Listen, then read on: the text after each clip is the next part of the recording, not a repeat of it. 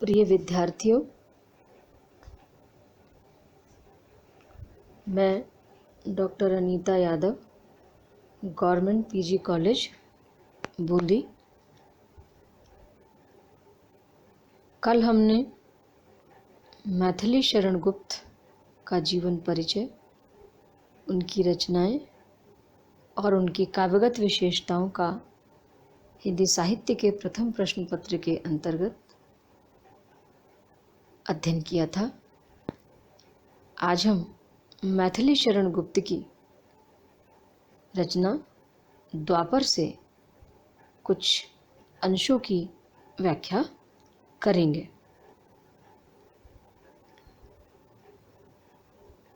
राम राम हा ठहरो ठहरो, यह तुम क्या करते हो? अबला कहकर भी मुझको यूं बलपूर्वक धरते हो। लज्जा भी छोड़ी क्या तुमने, छोड़ी जहाँ दया है। तन न जाए पर मन तो मेरा अपनी गैल गया है। इन पंक्तियों में कवि ने विधृता नारी के माध्यम से राज व्यवस्था की उस परंपरा का विरोध किया है जो किसी वर्ग विशेष को दान पाने का अधिकारी नहीं मानती। तो देखिए, विधृता नारी पुरुष को लक्ष्य करके कहती है कि राम राम हा ठहरो ठहरो। अरे, बड़े ही आश्चर्य और दुख की बात है कि यह तुम कैसी अनीति कर रहे हो। अरे रुको, ठहरो। अबला कहकर भी मुझको यूं बलपूर्वक धरते हो। अरे, तुम मुझे एक और तो अबला नारी कहते हो और अबला नारी कहकर भी तुम मुझे इस तरह बलपूर्वक जबरदस्ती क्यों पकड़ रहे हो? क्यों व्यर्थ ही मुझे अपने अधीन रखने का जबरदस्ती का प्रयास कर रहे हो? यह तुम्हारा कृत्य बहुत ही अनीतिपूर्ण है। लज्जा भी छोड़ी क्या तुमने, छोड़ी जहां दया है। क्या तुमने अपने इस आचरण के साथ साथ, जो अनीतिपूर्ण आचरण है, इसके साथ साथ लज्जा और दया का भी त्याग कर दिया है? तुम्हारे अंदर लज्जा और दया का भाव भी दूर दूर तक कहीं दिखाई नहीं दे रहा है। तन न जाए पर मन तो मेरा अपनी गैल गया है। आगे विधृता नारी कहती है कि हो सकता है कि ये मेरा शरीर किसी के अधीन हो जाए। हो सकता है कोई मेरे इस शरीर पर अपना अधिकार जताए, किंतु यह मन तो मेरे ही अधीन है। यह मन तो मेरा अपना है और अपनी ही इच्छा अनुसार ये मार्ग पर चलता रहेगा। इसलिए मैं विधृता किसी का भी तिरस्कार सहन नहीं कर सकती। मैं किसी के द्वारा किए गए अपमान को सहन नहीं कर सकती।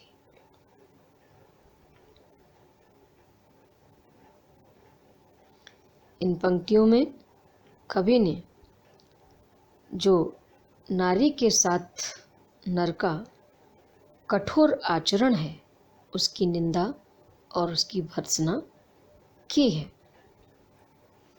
आगे देखेंगे, लोहित नेत्र, फड़कते नथुने, विकृत रुदन, विकृत बदन, खरवाणी, नारायण मेरे नर में है कौन नया यह प्राणी। रौद्र नहीं बीभत्स अशुचि है, जाओ अरे नहाओ। यह शरीर अब कहाँ जाएगा, शुद्ध शांति तुम पाओ। आगे फिर विधृता पुरुष से कहती है कि हे नर, हे पुरुष, क्रोध के आवेश के कारण तुम्हारे जो नेत्र हैं वो रक्तिम आभा से पूर्ण दिखाई दे रहे हैं। तुम्हारे नेत्र क्रोध से लाल हो गए हैं। तुम्हारे नथने क्रोध के कारण फड़कने लगे हैं। तुम्हारा मुख विकृत हो गया है। तुम्हारा चेहरा क्रोध से तमतमा रहा है और वाणी कर्कश हो गई है। नारायण मेरे नर में है कौन नया यह प्राणी। हे प्रभु, देखने में तो यह पुरुष है, लेकिन न जाने कौन सा नया प्राणी इसके अंदर समाविष्ट हो गया है। न जाने आचरण से इसमें कौन सा नया प्राणी आ गया है। रौद्र नहीं बीभत्स अशुचि है, जाओ अरे नहाओ। यह मनुष्य केवल क्रोधयुक्त, भयंकर एवं घृणित ही दिखाई नहीं दे रहा है, अपितु आचरण से यह अपवित्र भी हो रहा है। क्यों? क्योंकि यह अनीतिपूर्ण आचरण मेरे साथ कर रहा है। इसलिए हे पुरुष, मैं तुमसे ये कहती हूँ कि तुम यहाँ से चले जाओ और नहाओ।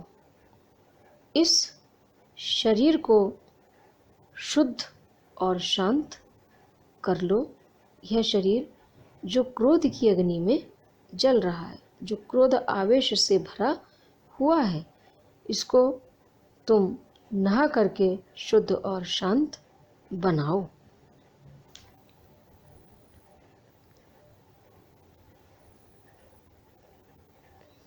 इस तरह इन पंक्तियों में कवि ने पुरुष को आचरणगत पवित्रता अपनाने के लिए कहा है। आगे देखेंगे, यह शरीर अब कहाँ जाएगा, शुद्ध शांति तुम पाओ।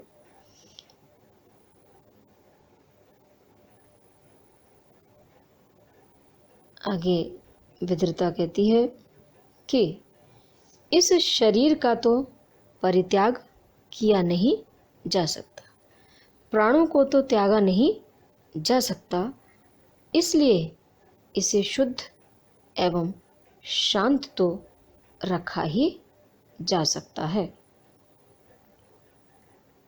इसलिए हे पुरुष, मेरी बात मानो और यहाँ से चले जाओ।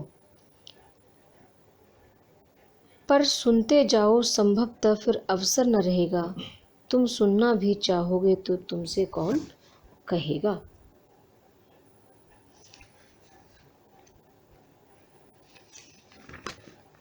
मैं मर चुकी किंतु मरते ही ठंडी नहीं पड़ी हूँ, तुमसे दो बातें कहने को क्षण भर यहाँ खड़ी हूँ। आगे फिर विधृता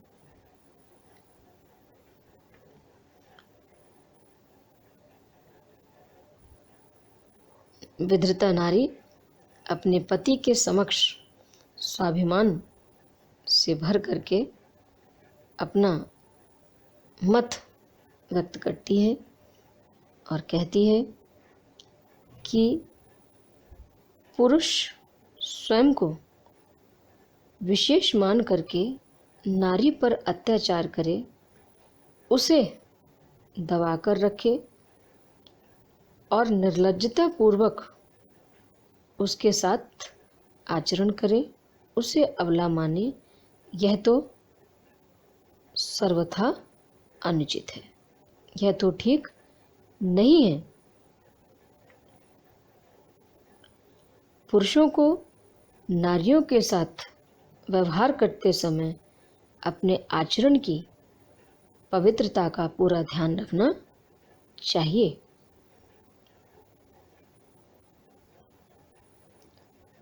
विधृता कहती है, यही बात मैं तुमको बार बार समझाने का, बार बार बताने का प्रयास कर रही हूँ। तुम मेरी इस बात को तनिक ध्यान से सुन लो, क्योंकि पर सुनते जाओ संभवतः फिर अवसर न मिलेगा, क्योंकि यदि तुमने अब इस समय मेरी बात ध्यान से नहीं सुनी तो शायद आगे तुम्हें इस बात को सुनने का मौका नहीं मिलेगा।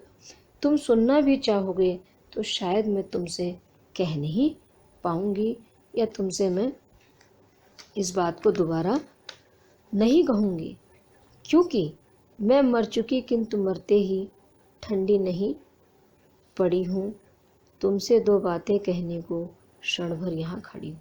कहती है, तुम्हारे इस अनीतिपूर्ण व्यवहार से, तुम्हारे इस अपमानित व्यवहार से, तो कहती है विधृता, मैं एक प्रकार से मर ही चुकी हूँ, लेकिन मेरा शरीर, मेरा खून अभी ठंडा नहीं पड़ा है, मेरा शरीर ठंडा नहीं हुआ है, मेरा शरीर चेतनाहीन नहीं हुआ है।